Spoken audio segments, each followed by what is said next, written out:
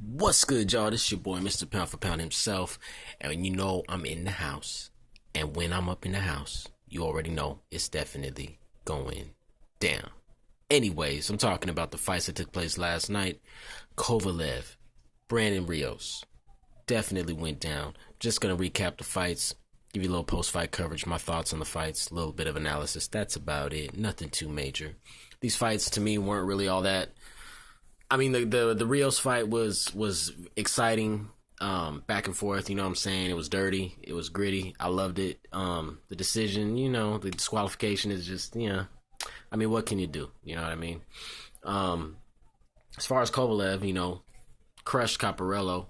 Pretty much looked just like Kovalev's been looking, dominant. Even though he got knocked down in the first round against Caparello, he still looks strong. Looked more like a flash knockdown than anything. And then on top of that, he got up, to hurt Caparello. So, as far as Kovalev's concerned, I think he's a really good fighter. He's a big guy. Sergey, a lot of power.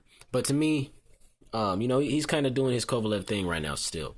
As far as like him fighting Bernard Hopkins in the future, I still am going to go with old man Hopkins on this one. Although Kovalev has a lot of skills and he is putting opponents away easily, they're not Hopkins, you know what I'm saying?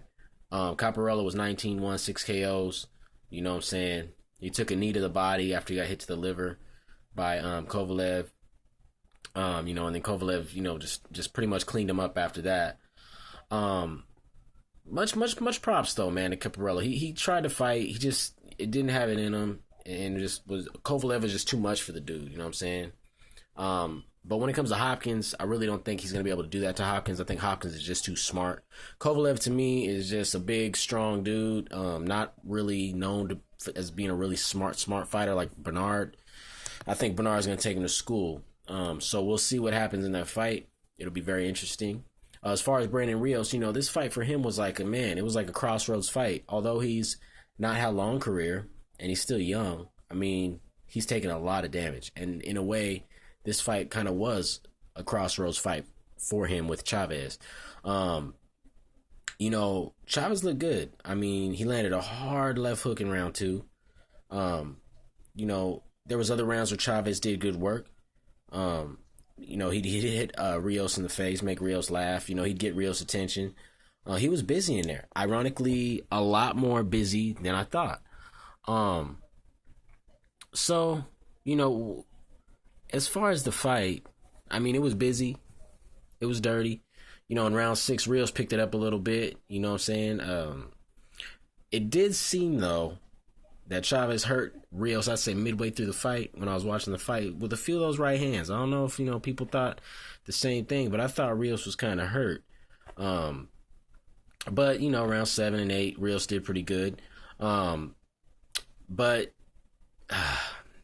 it's just the whole Chavez with I hate disqualifications, man, because it leaves like open book and a lot of questions and just stuff like that. I mean,